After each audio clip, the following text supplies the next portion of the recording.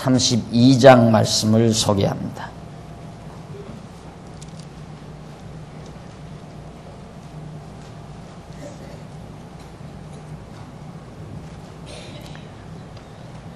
역대하 32장 1절 말씀입니다. 이 모든 충성된 일 후에 아수르 왕 산헤립이 유다에 들어와서 견고한 성읍들을 향하여 진을 치고 쳐서 취하고자 한지라. 히스기야가 산헤립이 예루살렘을 치러 온 것을 보고 그 방백들과 용사들로 더불어 의논하고 성 밖의 모든 물 근원을 막고자 하매 저희가 돕더라. 이에 백성이 많이 모여 모든 물 근원과 땅으로 흘러가는 시내를 막고 이르되 어찌 아수르 왕들로 와서 많은 물을 얻게 하리요 하고 히스기야가 세력을 내어 퇴락한 성을 중수하되 망대까지 높이 쌓고 또 외성을 쌓고 다윗성의 밀로를 견고케 하고 병기와 방패를 많이 만들고 군대 장관들을 세워 백성들을 거느리게 하고 성문 광장 자기에게로 무리를 모으고 말로 위로하여 가로되 너희는 마음을 강하게 하며 담대히 하고 아수르 왕과 그 좇는 온 무리로 인하여 두려워 말며 놀라지 말라.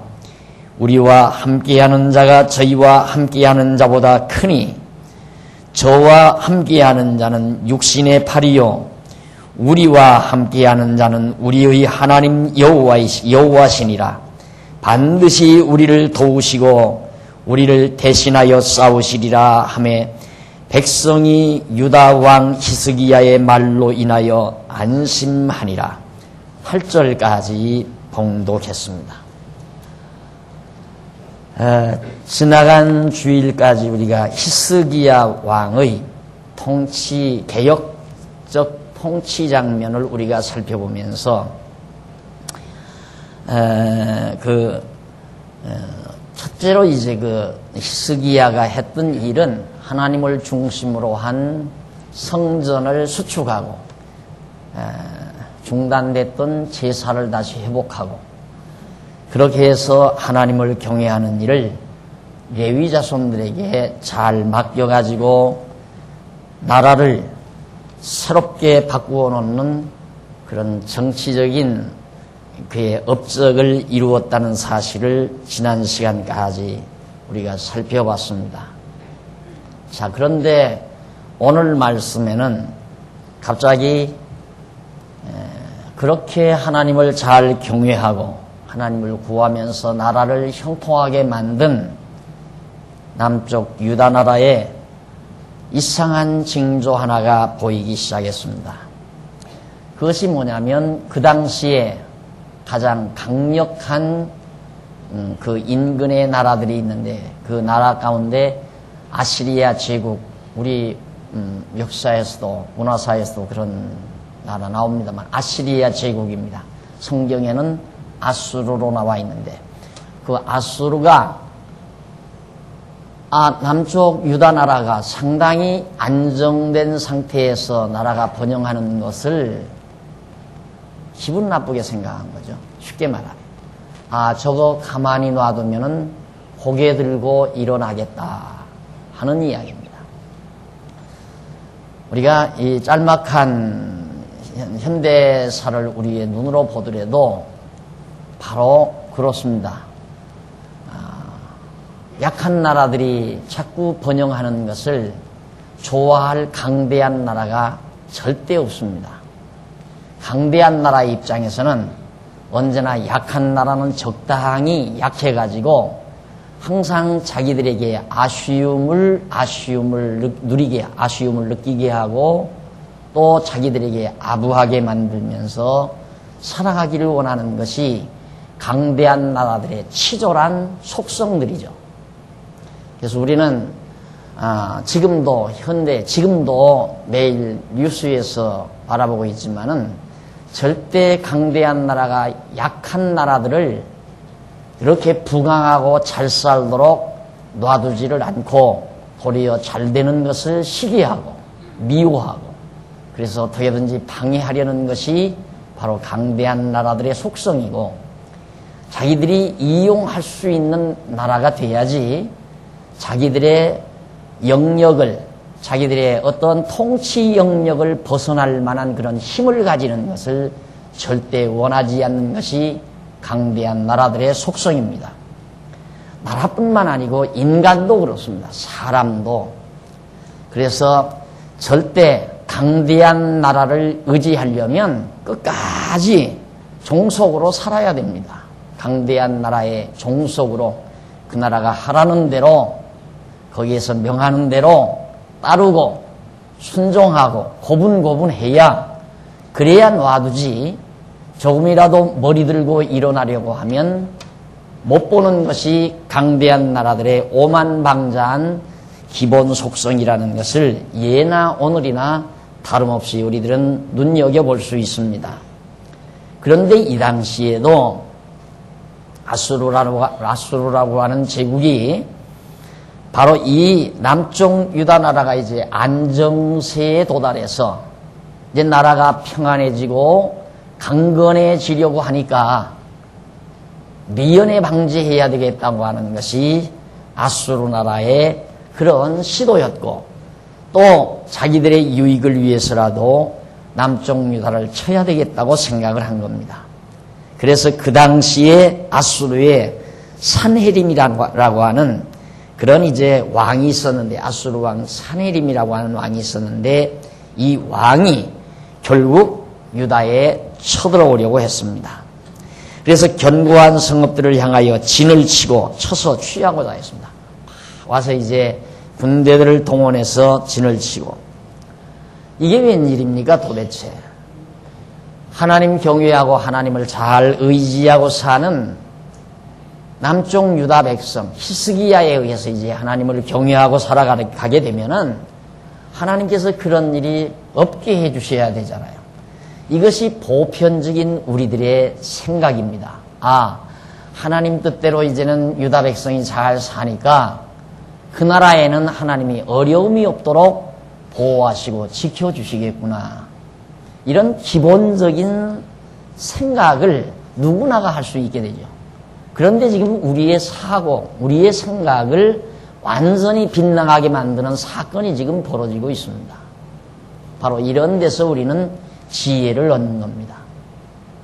도대체 하나님께서 왜 그러실까? 하나님이 그동안 주무셨는가? 누구 말대로 하나님은 이제는 간섭을 안 하시는가? 왜 히스기야 왕이 나라를 하나님의 뜻대로 잘 다스리고 하나님을 잘 섬기는데 왜 그 나라에 그런 어려움이 봉착해 오느냐 그 말이죠.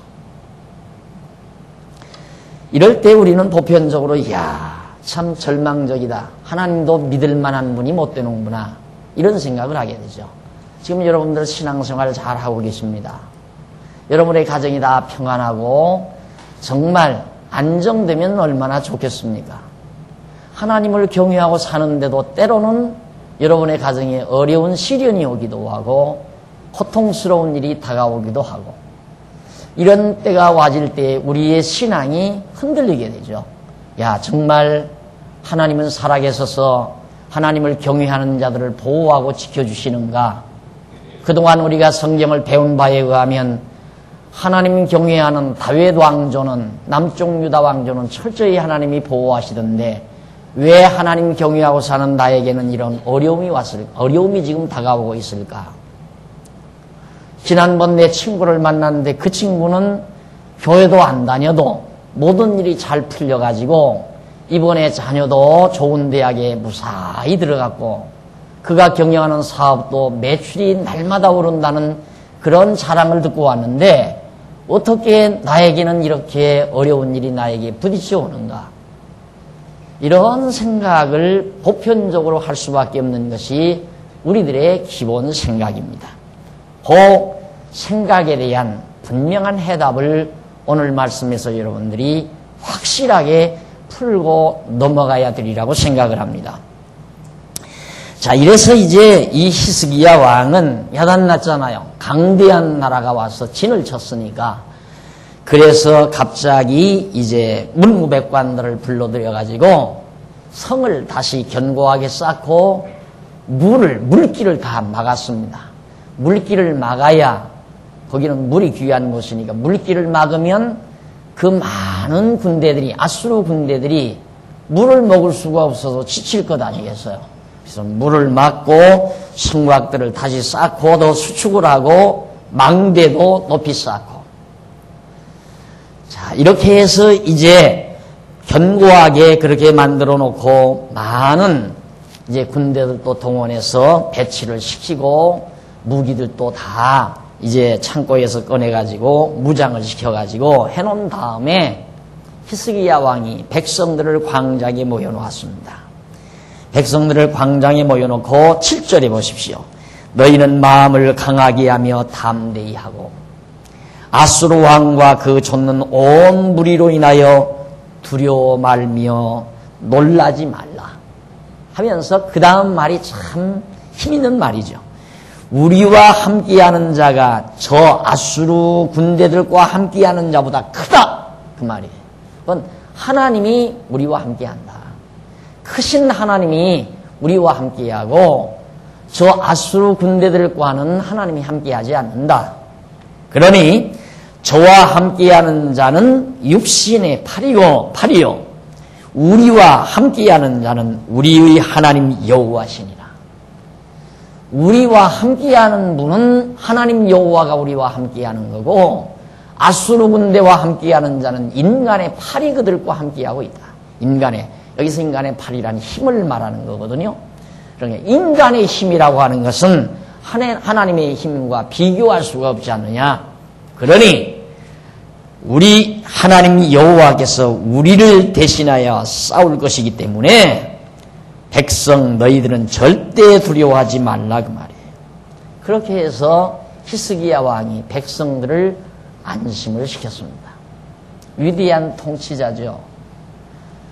오늘날의 치졸한 통치자들은 자기들의 권력을 유지하기 위해서 백성들을 갖다가 불안하게 만들고 정말 마음에 여러 가지 두려움과 공포를 가지게 만들고 그래서 그걸 비타민 우리 많이 경험했지만 금방 북한에서 쳐들어올 것처럼 해서 투표해서 이기고 그래서 한 3, 4, 5년 동안 본좌를 누리고 그런 치졸한 통치자들을 우리들은 여러 번 경험했습니다마는 히스기야야말로 백성들을 안심시킬 줄 아는 정말 아름답고 건전한 통치자였음을 우리가 알 수 있습니다.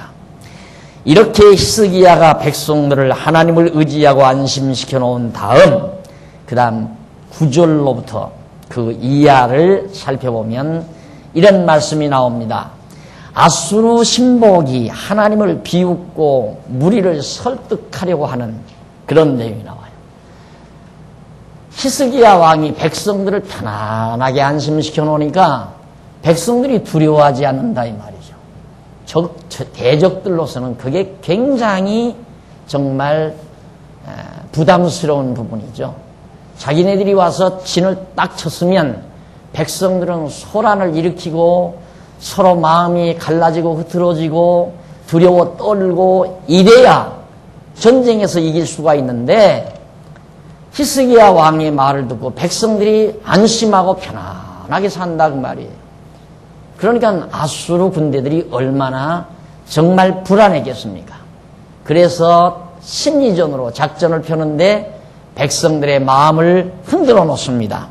그게 이제 아수르 군대가 하는 일인데 9절로 보세요. 그 후에 아수르 왕 사네림이 그 온 군대를 거느리고 라기스를 치며 그 신복을 예루살렘에 보내어 유다 왕 히스기야와 예루살렘에 있는 유다 무리에게 고하여 이르기를 아수르 왕 사네림은 이같이 말하노라. 너희가 예루살렘에 에워싸여 있으면서 무엇을 우려하느냐. 지금 우리가 예루살렘을 다 이렇게 포위를 했는데 너희들 도대체 뭘 의뢰하고 그렇게 편안하고 안심하고 있느냐 이 말이죠. 그러면서 11절에 히스기야 너희 왕 히스기야가 너희를 꾀어 이르기를 우리 하나님 여호와께서 우리를 아수르 왕의 손에서 건져내시리라 하거니와 이 어찌 너희로 주림과 목마름으로 죽게 함이 아니냐. 이 히스기야가 여호와의 산당들과 단들에 제하여 버리고 산당들을 제하여 버리고 유다와 예루살렘에 명하여 이르기를 너희는 다만 한 단 앞에서 경배하고 그 위에 분향하라 하지 아니하였느냐. 나와 내 열조가 이방 모든 백성에게 행한 것을 너희가 알지 못하느냐. 열방의 신들이 능히 그 땅을 나의 손에서 건져낼 수 있었느냐.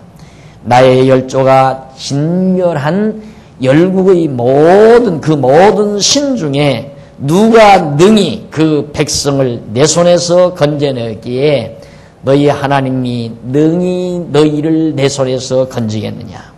그런즉 이와 같이 히스기야에게 속지 말라. 꾀임을 받지 말라. 저를 믿지도 말라. 아무 백성이나 아무 나라의 신도 능히 이 백성을 나의 손과 나의 열조의 손에서 건져내지 못하였나니 하물며 너희 하나님이 너희를 내 손에서 건져내겠느냐 하였더라. 아수르 왕 사네립이 하는 말입니다. 그러니까 알고 있죠. 백성들이 너무 예루살렘 성 안에 있는 백성들이 너무 편안하고 안정하고 있으니까 아수르 왕 사네립이 나타나서 내가 너희에게 고한다 그러면서 말을 합니다. 야, 너희들 왜 그렇게 지금 우리가 와서 다 포위하고 이러는데도 왜 두려워하지도 않고 떨지도 않고 있느냐. 너희들 히스기야 말 듣고 그러는 거지. 너희 왕 히스기야가 이방신 다 제해버리고 이방신을 다 제해버리고 오직 여호와 하나님의 단만 쌓고 거기서 여호와 하나님만 경외하라고 너희들 그 말 듣고 그 여호와가 내 손에서 너희를 건져낸다고 그렇게 말하는 말을 듣고 너희가 지금은 그러는 거 아니냐. 하지만 지금까지 아수르 제국이죠. 과거 선왕 때도 그랬고 지금 자기 당대에도 그랬고 자기들 손에서 살아남은 민족이 누가 있느냐 이 말이죠. 그러니까 아수르가 쳐들어가기만 하면 다 정복하는 거예요. 그래서 아시리아 제국이 된 겁니다. 그러니까 그런 말 할 만도 하죠. 그러니까 우리의 손에서 벗어난 자가 아무도 없다. 자, 많은 이방 나라 신들이 있었지만은 아수르 신 앞에는 다 굴종했다 이거예요. 그런데 항차 너희 신이라고 해서 너희가 섬기는 하나님 신이라고 해서 아수르의 신 앞에 무릎을 안 꿇겠느냐 이 말이죠. 말 좀 해봐라 이 말이에요. 그러니까 그 히스기야 말 듣고 너희들 속지 말라. 너희들 배고파 죽는다 이 말이죠.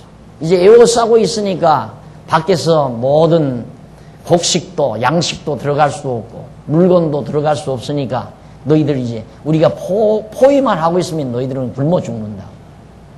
그러면서 엄포를 놨습니다. 아수르 왕 사네립이. 자, 이런 말을 듣자 16절로 19절에 보면 아수르 왕 사네립이 하나님을 욕하고 승리를 장담합니다. 거듭해서 틀림없이 우리가 이긴다. 16절 보십시다.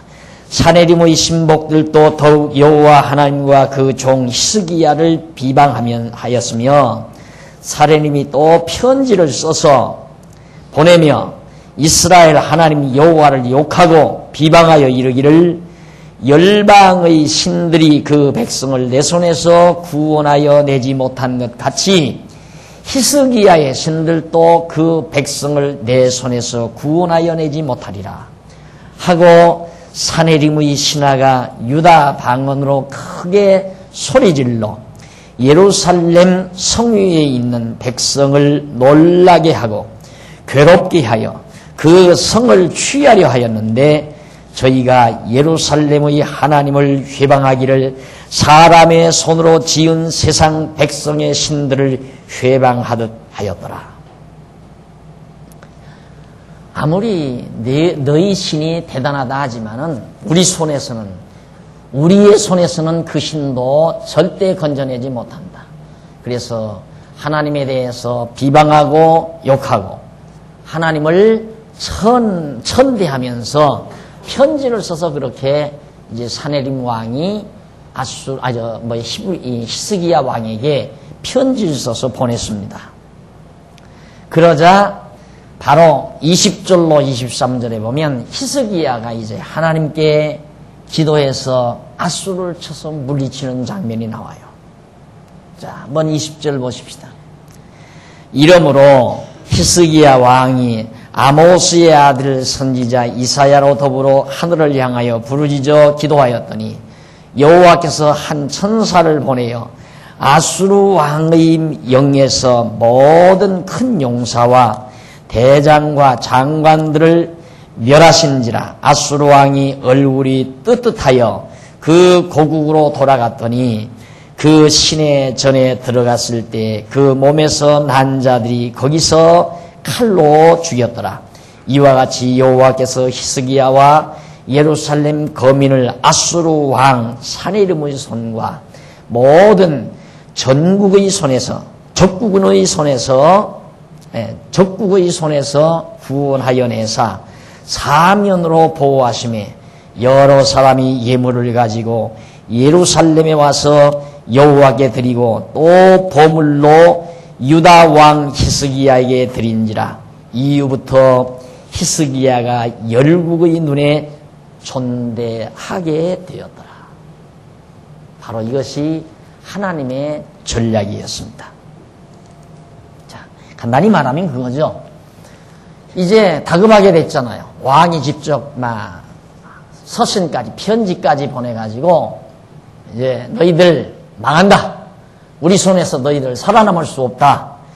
이렇게 엄포를 하면서 백성들을 소동하게 만들어 놓는 사네림의 그런 비열한 행위에 히스기야가 가만히 있을 수 없잖아요. 히스기야가 하나님 앞에 나가서 기도를 했습니다. 열왕기에 보면은 히스기야가 어떻게 기도를 하느냐면 편지를 가지고 가서 하나님 앞에 편지를 딱 펴놔요. 딱 펴놓고는 그 편지를 딱 가르치면서 그냥 하나님 앞에 엎드려 있는 거예요. 이거 보시라. 하나님을 욕하는 이 어리석은 자의 편지를 하나님이 직접 보십시오. 그러니까 그 당시에 이제 선지자가 이사야였거든요. 대선지자인데 이 이사야로 더불어서 하늘을 향하여 하나님께 기도하고 나서 그때 결국 여호와께서 한 천사를 보내가지고 아수르 왕의 영에서 모든 큰 용사와 대장과 장관들을 다 멸해버렸어요. 아수르 진에 있는 큰 아주 별자리들을 전부 하나님께서 사자를 보내서 다 진멸해버렸다. 그러니까 사네림이 얼굴이 벌게가지고 창피하니까 그래가지고 물러갔는데 가가지고 결국 신하에게 도리어 피살당해서 아수르 왕 사네림이 죽어버리고 맙니다. 그래서 그렇게 당당했던 아수르 왕 사네림이 결국 히스기야 왕에게 패배를 당하고 말아요. 그러자 아수르 왕에게 억울함을 당했던 모든 나라들 전 미워요. 얼마나 믿겠어요. 아수르가 와가지고 다 약소한 나라들을 쳐서 보물 다 빼앗아가지고 제국으로서 강대한 나라로서 전부 약한 나라들을 바보처럼 취급하고 진노로 걸고 살고 있으니까. 그런데 히스기야가 그 아수르를 물리쳤으니 하루아침에 완전히 별이 된 거 아니에요. 스타가 된 거예요. 하루아침에.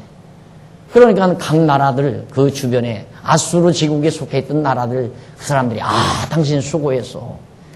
정말 멋있어. 예물을 가지고 찾아와서 축하 방문들을 하게 돼가지고 히스기야가 하루아침에 정말 그 지대에 스타가 돼가지고 존귀함을 얻게 됐다라는 사실입니다. 이런 하나님의 깊은 뜻을 우리들이 모르고 살잖아요. 그러니까 나에게 조금만 어려움이 오면 그걸 우리는 견디지를 못한다 이 말이에요. 하나님에 대한 의심이 생기니까 그렇거든요. 그러니까 이런 말씀을 우리가 배울 때, 아하, 하나님은 근본적으로 나를 위해서 결국 나를 더 좋게 하시려고 어떠한 환경이라도 나에게 과정 속에서 허락해 가시는구나. 우리 같으면 아수르 왕이 쳐들어왔을 때 좌절하고 절망했을지도 모르죠. 왜? 믿음이 없으니까. 하나님이 우리 편이라고 하는 확실한 믿음이 없으면 좌절하고 절망하고 미리 손들고 나가죠. 그래! 우리들 당신들 섬기겠다. 매년 몇만 달러씩 당신에게 이렇게 올리겠단 말이에요. 이러고 손들고 황복하고 속국이 돼주고 말 거 아니겠어요. 옛날 우리나라가 일본에 완전히 손들고 일본 속국 노릇을 하듯이 두려우니까 전쟁에서 다 망하는 것보다 손들고 종노릇하는 게 낫겠다 싶어가지고 그렇게 한 거 아니냐 이 말이죠. 그런데 히스기야는 사실 조그맣잖아요. 한 지파 가지고 한 지파 반 유다 지파하고 베냐민 반 지파들이고 나라를 세운 남쪽 유다. 항상 제가 말하지만 남쪽 유다 나라는 꺾어진 갈대 같고 꺼져가는 등불처럼 가물가물한 미약한 나라였다 이 말이죠. 하나님께서 마구 꺼져가려면 다시 심지도 구워서 불꽃을 올리고 꺾어진 갈대 다시 일으켜서 일어나게 하는 그런 나약한 나라라 이 말이죠. 그런데 그렇게 강대한 제국 아수르 왕 사네림이 쳐들어왔으면 10번도 손들고 나갈 수밖에 없죠. 그러나 히스기야에게는 강한 믿음이 있었습니다. 하나님이 우리 편이다 이 말이죠. 우주와 만물을 주관해 가시고 다스려 가시고 역사를 지배해 가시는 전능자 하나님 여호와가 우리의 편이다 이 말이죠. 다윗 왕조 편 아니에요. 하나님께서는 다윗 왕과 절대 망하지 않도록 보장된 나라라 이 말이죠. 히스기야는 그걸 믿은 거예요. 그걸 믿었기 때문에 모든 이방신 다 지켜버리고. 그러니까 그 당시에 모든 이방신이란 특히 아수르 신도 들어와 있는 거죠. 그러니까 놔둔 거예요. 사네림이. 아수르 신 갖다 섬기니까 그래. 우리나라도 일본에서 일본 신 갖다가 항상 일본을 향해서 이렇게 절하라고 그러잖아요. 이렇게 전부 우리나라 사람들 전부. 그래서 우리나라 교회 목사님들도 그 당시에 전부 신사참배했잖아요. 일본 신에게 다 절했다 이 말이죠. 종교부터 바꾸는 거거든요. 정복자들이. 그러니까 아수르 왕도 사네림도 남쪽 유다가 자기들의 신을 섬길 때는 놔뒀는데 이 갑자기 히스기야가 나타나더니만 신 다 청산해버리고 우리는 하나님 성경에 살자. 이러니까 가만 놔두겠어요. 너 두고 보자. 그래서 쳐들어와서 멸하려다가 결국 봉변당하고 가서 피살당한 것이 아수르 왕 사네림의 처참한 결과였다 이 말이죠. 자, 그런 일이 있은 다음에 이제 24절 한번 보십시다. 24절로 26절에 보면 죽을 병이 난 히스기야가 교만하게 되었으나 뉘우치게 되죠.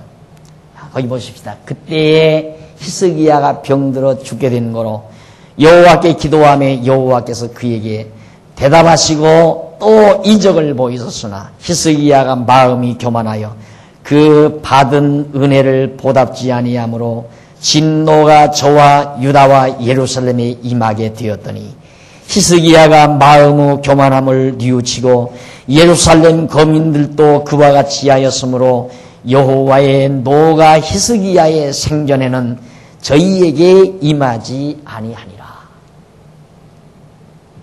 사람은 그렇게 약해요. 그냥 아수르를 치기 이전처럼 그때가 제일 순수한 때죠. 그냥 하나님 의지하고 하나님 경외하고 살 때. 그게 제일 순수한 때인데 갑자기 큰 이 히스기야에게는 엄청난 변화가 오지 않았어요. 그 엄청난 변화는 아수르를 이겼다, 쳐서 이겼다 이 말이에요. 그러니까 인기가 팍 올라가 버려요. 모든 사람들이 와서 다 절하고 예물을 가져오고 거기에 내가 꽤 잘났구나. 이 생각을 사람은 하게 돼 있다 이 말이죠. 바로 이런 장면을 잘 살필 줄 아는 데서 지혜를 얻습니다, 사람은. 그래서 항상 제가 강조하기를 형통할 때 조심하라. 사람이 하나님 경외하며 사는 사람이 제가 늘 그러잖아요. 뭔 일이 잘 됐다고 해서 의시되지 말고 또 뭔 일이 안 됐다고 해서 움츠러들지 말라. 제일 꼴 보기 싫은 모습이 사람의 모습 중에 제일 보기 역겨운 모습이 어떤 모습이냐면 뭐 좀 이루어놨다고 해서 의시되는 사람, 의시되는 모습. 그거 정말 눈 아프고 그런 모습 본다는 게 눈이 아프고 또 뭐가 좀 안 됐다고 해서 어깨 축 처져가지고 비질대고 다니는 거. 그거 역시 정말 보기 힘든 모습이라 이 말이에요. 사람이 태도가 변하지 말아야 돼요. 태도가 변하지 않는다는 말은 마음의 변화가 없다는 말이에요. 많은 사람들이 인기를 보내주면 잘난 척하고 거기서 인기가 추락되면 완전히 쳐져버리고 그 인기 먹고 사는 연예인이나 무슨 상관이 있어요? 똑같아요. 무슨 다름이 있어요? 인기를 먹고 사는 게 연예인이거든요. 인기 올라가면 정말 하늘 높은 줄 모르고 올라가고 인기 추락하면 완전히 쳐져버리는 게 이 연예인들 아닙니까? 그게 인기 먹고 사는 사람이에요. 어제도 청년들 세미나 저녁에 할 때 제가 한 말이지만 절대 인기에 놀아나지 말라. 사람이 인기에 놀아난다는 것은 바보 천치와 같은 일이다. 자기 안에서 살아야 돼.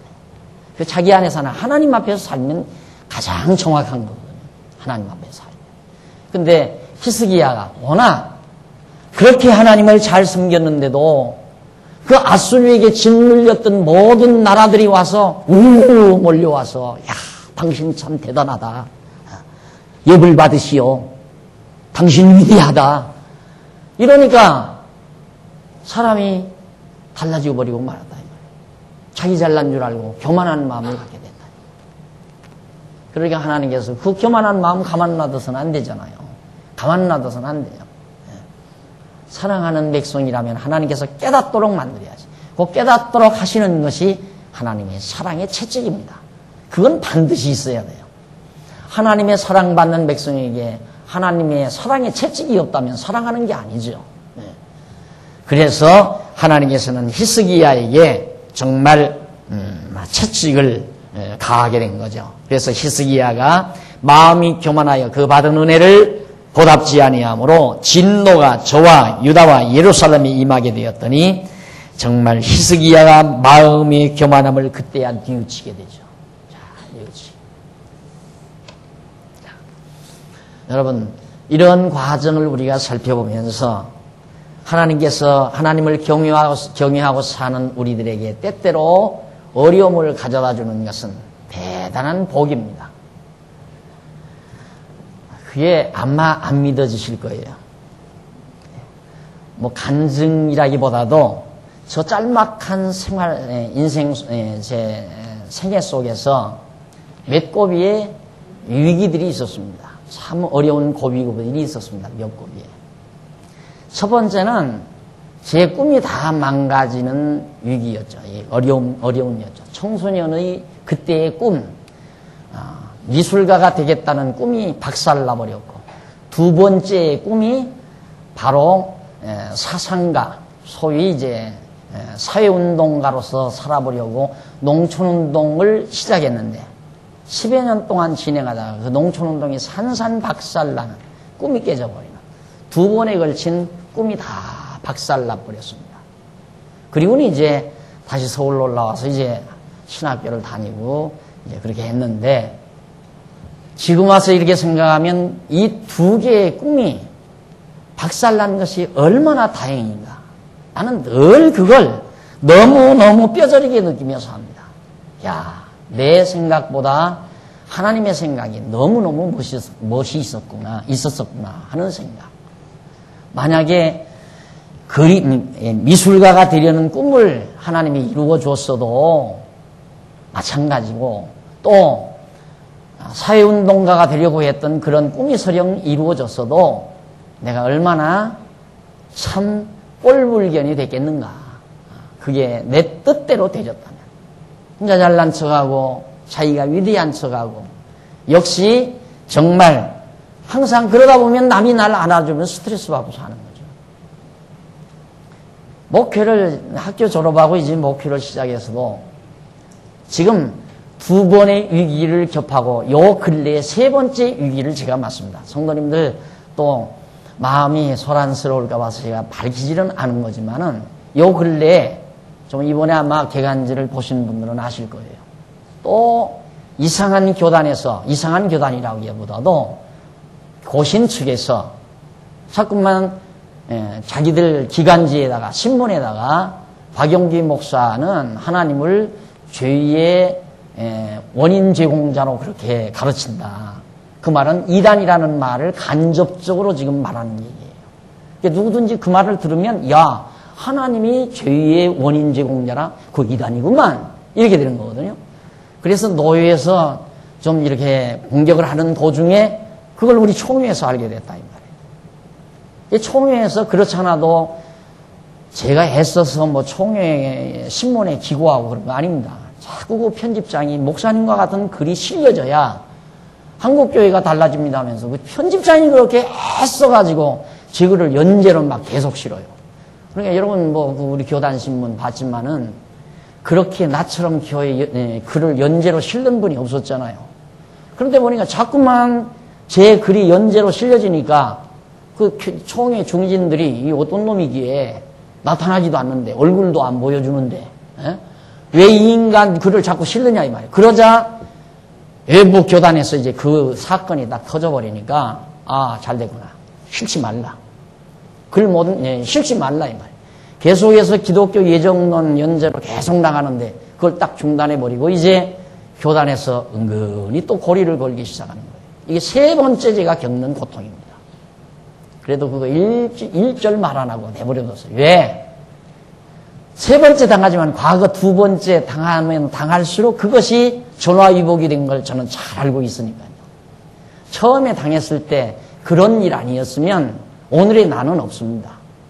처음 이 목회하면서 처음 경기노예로부터 이단 시비가 안 걸렸고 또 총회로부터 정말 그런 일들이 없었다면 오늘의 나는 없었을 거예요. 그런데 그걸 기화로 해서 제가 연구실에 들어앉아서 쓰기 시작했고 책을 집필하기 시작했고 그게 동기였어요.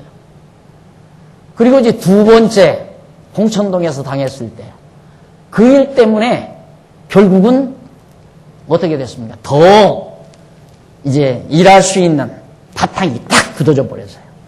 이 일을 할 수 있는. 그전에는 이 일을 할 수가 없었어요. 도저히. 근데 두 번째 일이 일어나면서 정말 일할 수 있는 바탕이 정확하게 굳어진 것이 두 번째 사건이었습니다.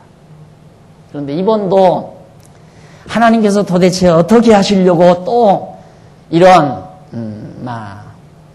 구설수에 오르게 만드시는가. 이제는 좀 잠잠하니 교회가 자라나야 될 터인데. 그런데 그걸 궁금하게 생각하고 있었는데 얼마 전에 그 총회 중진이 전화를 걸어왔어요.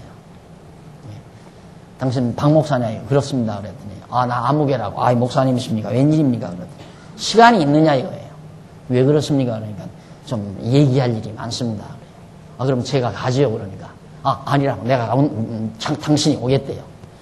이렇게 와가지고 이런 말 저런 말 많이 나눴습니다. 많이 나누고 과거부터 있었던 일도 다 알고 있고 당신은 이단 시비에 붙어가지고 고생을 많이 한 것도 당신이 다 알고 있고 그런데 지금 우리 교단에 이런 일이 벌어졌다 이거예요.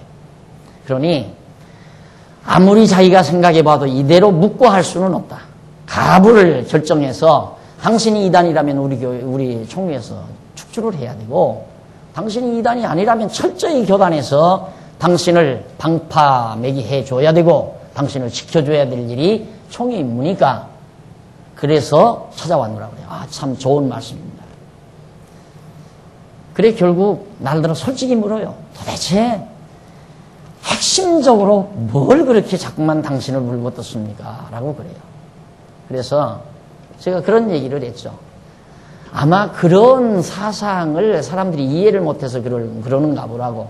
하나님은 정죄자로서의 죄의 조성자고 인간은 범법자로서의 죄의 조성자라는 말을 그런 의미를 담고 제가 그렇게 얘기를 들어 하는데 아마 그런 쪽에서 그런 얘기가 나가는 것 같습니다.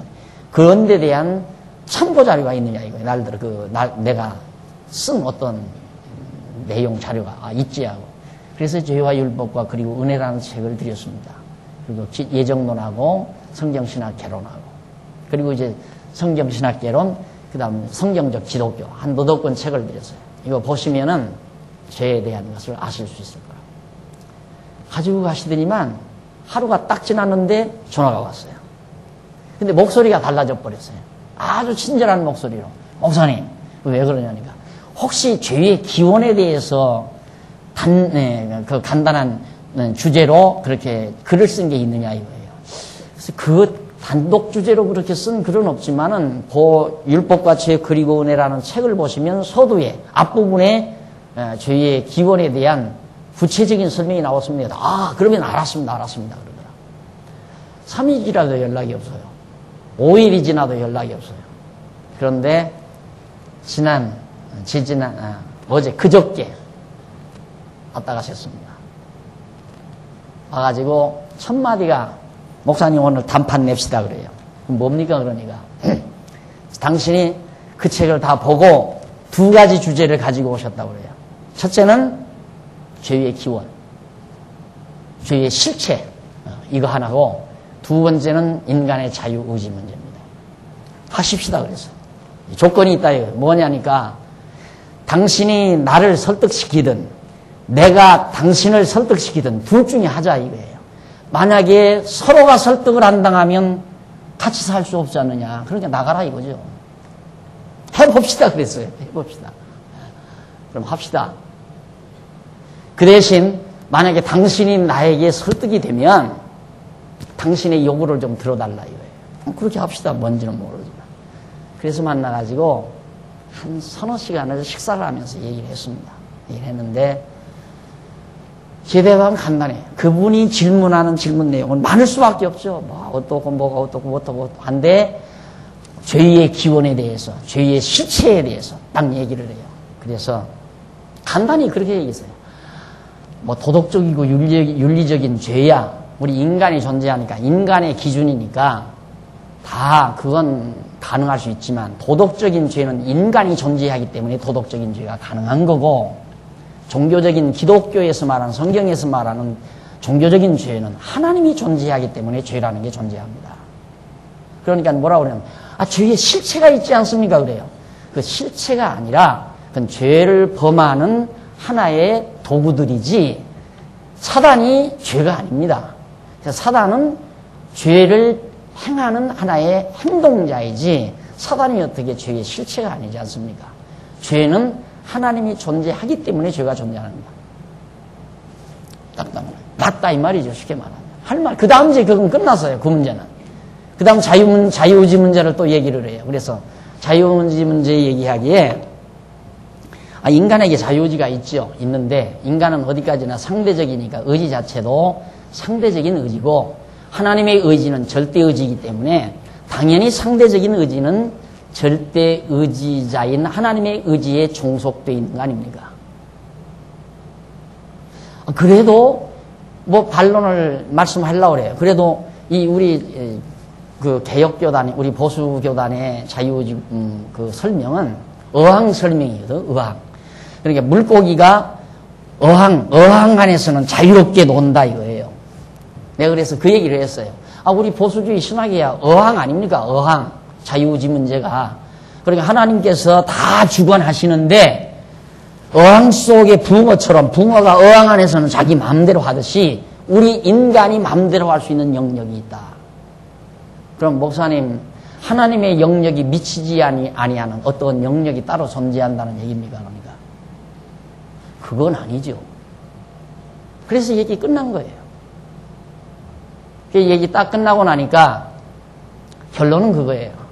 목사님, 너무 높습니다, 그 말이에요. 그러니까 이 사고, 우리가 지금 성경신학이 간직하고 있는 생각의 틀이 너무 크고 넓다 이거예요. 그러면서 날들 하는 얘기야. 이걸 어떤 지금 우리 교단뿐만 아니라 한국교회 목사님들이 몇 분이나 이걸 받아서 소화할 수 있는 분이 몇이나 되겠느냐? 그러고 물어요. 그래서 제가 웃고 말았죠. 몇 명이나 된다고 어떻게 얘기하겠어요? 웃고 말하더니만 목사님 하나 약속은 하십시다 그래요. 뭐요 그러니까. 너무 과격하게 하지 말고 속도를 좀 줄이자 이거예요. 어차피 목사님 이게 막 확산이 돼가지고 온 세계에 갑자기 이게 퍼져서 막 온 세계 교회가 변화될 건 아니지 않느냐 이거예요. 저도 그걸 바라는 건 아닙니다. 그걸 바라는 건 아니고 어차피 이게 옳으니까 이렇게 얘기하는 건데 당신도 그 말이에요. 이게 안 되는 거니까 어차피 우리가 이 세상 살면서 서로 좀 이 땅에는 완전한 교회는 없는 거니까 협력해서 점차적으로 이렇게 교회를 개혁해 나가는 것이 옳지 않느냐. 그건 기본 아닙니까? 기본. 눈높이 교육하자는 거 아닙니까? 그렇다 이거예요.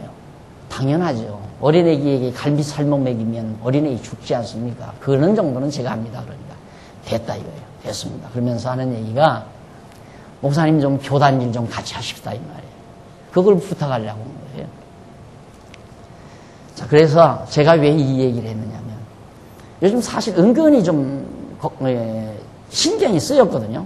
그 조그마한 교단에서 고신즉 별로 크지도 않은 교단인데 자기들만 잘났다고 해요. 그 교단지에다가 또 내 이름을 해놨으니 이걸 한번 그냥 딱 우리 조재우 장로님 생각이 가끔 나더라니까. 조재우 장로님 있었으면 그냥 한바탕 또 난리를 죽여버렸어요. 그 난리 죽여가지고 그 사람들 막 서울까지 와서 3번이나 잘못했다고 없던 걸로 하십시다. 그리고 끝난 일인데 3년이 지난 다음 또 물고 늘어지는 거예요.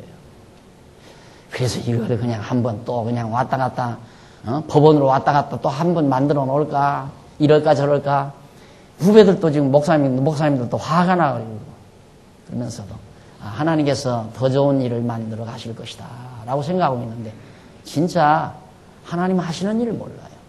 여러분 어떠한 일이 여러분의 생활 속에 고통스러운 일이 다가와도 참으십시오.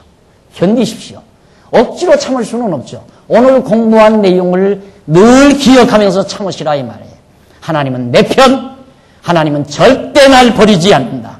이 확신 단단히 가지시고 어떤 권고안과 어려움이 봉착해 와도 하나님은 날 끝까지 버리지 않는다는 하나님은 내 편이라는 확신을 가지고 우리가 이 세상을 살아가는 것이 바로 지혜자의 온당한 태도라는 것을 한번 강조해드리기 위해서 함께 아시는 분이 더러 아니까 이 사실이 지금 제가 어려운 일에 처했다는 것을 아시는 분은 알기 때문에 같이 다 이제 마음을 놓고 풀기 위해서 제가 요즘에 되어진 일들을 여러분들에게 말씀을 해드린 겁니다. 정말 하나님은 반드시 더 좋게 하시지.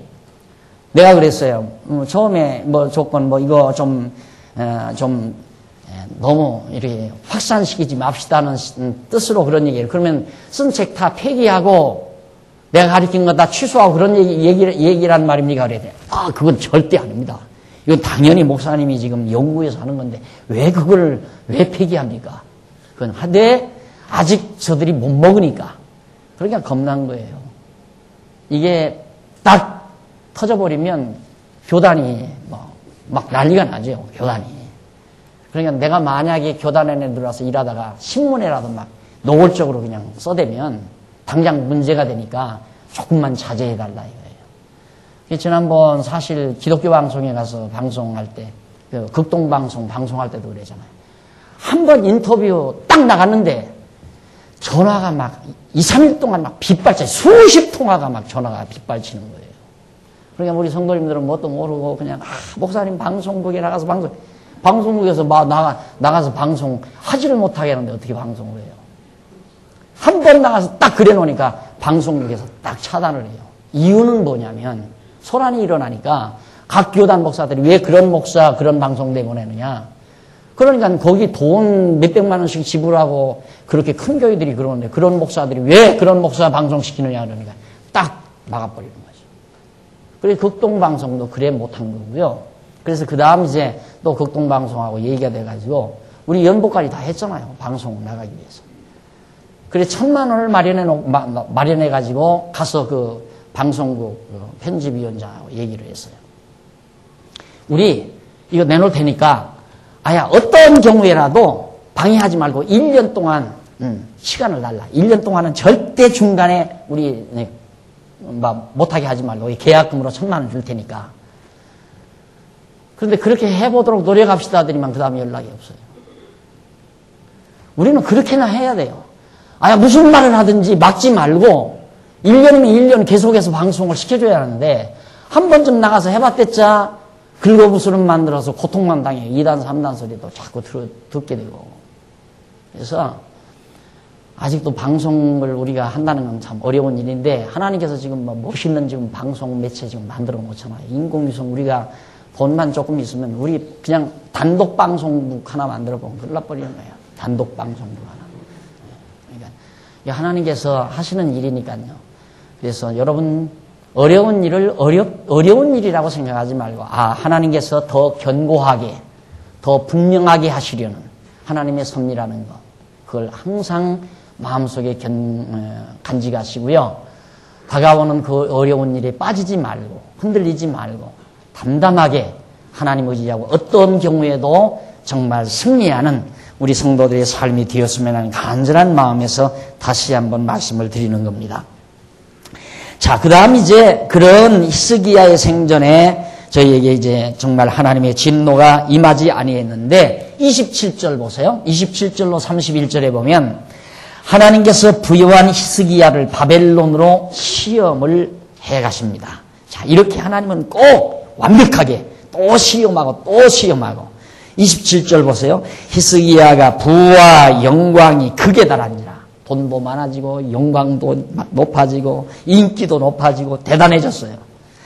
자, 그러다가 보니까 이에 은금과 보석과 향품과 방패와 온갖 보배로운 그릇들을 위하여 국고들을 세우고 너무너무 보물이 많으니까 막 창고를 지어가지고 보물창고를 그래가지고 그것들을 보석 향품과 그런 것들을 다 세우고 곡식과 새 포도주와 기름의 산물을 위하여 창고를 세우며 온갖 짐승의 외양간을 세우며 양떼의 우리를 갖추며 양떼와 많은 소떼를 위하여 성읍들을 세웠으니 이는 하나님이 저에게 재산을 심히 많이 주었습니다. 엄청난 복을 히스기야에게 하나님께 주신 거예요.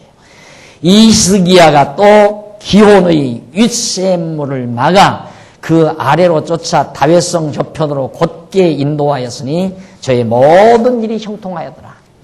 물이 귀한 그곳에서 막 물 수로 작업까지 해서 아주 산업도 1차 산업도 잘 돌아갈 수 있도록 그렇게 정책을 펴가고 그래서 나라도 부강해지고 히스기야도 영화가 높아지고 그러나 바벨론 방백들이 히스기야에게 사자를 보내어 그 땅에서 나타난 이적을 물을 때에 하나님이 히스기야를 떠나시고 그 심중에 있는 것을 다 알고자 하사 시험하셨더라.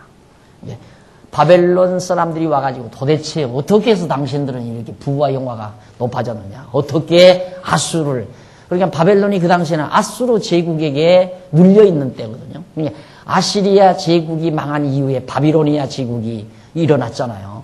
그러니까 아시리아 제국 때문에 바비로니아 제국이 일어나지 못하고 짓눌려 있다가 아수르를 히스기야가 다 멸망시켜버리고 갑자기 나라가 부강해지니까 그 비결이 어디 있는가 하고 그걸 물으러 온 거예요. 그래서 하나님께서 그 기화를 통해서 이제 히스기야를 시험을 했다 하는 얘기입니다. 그래가지고 32절부터 마지막 33절까지 보면 히스기야가 죽어서 장사하고 그 아들 므낫세가 즉위하는 내용이 나옵니다.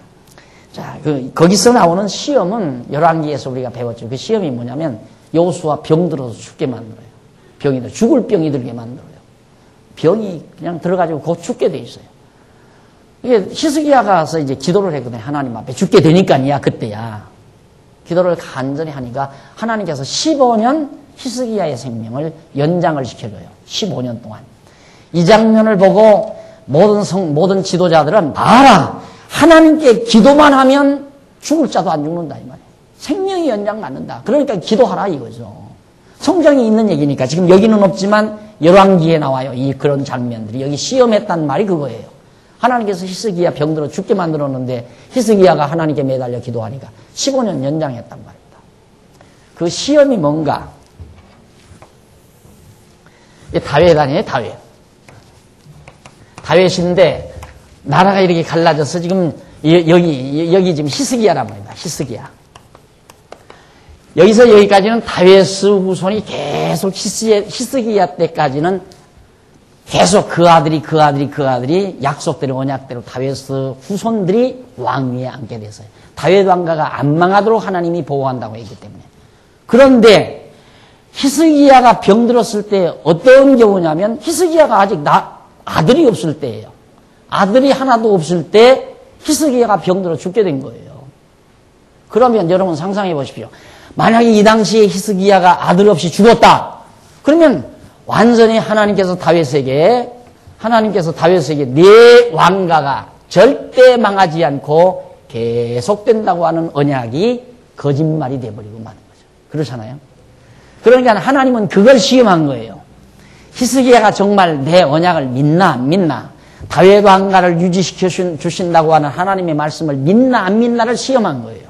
그리고 히스기야가 들어가서 하나님이요, 당신의 이름을 위하여, 하나님 나 아들이 없는데 내 여기서 죽으면 어떡합니까? 그래서 그 시험에 패스한 거예요. 그래가지고 히스기야 알았다 그러면 내가 너 15년 연장시켜주마. 그렇게 해가지고 결국 히스기야가 시험에 패스해서 죽는데 15년 더 살다가 죽는데 낳은 것이 므낫세입니다.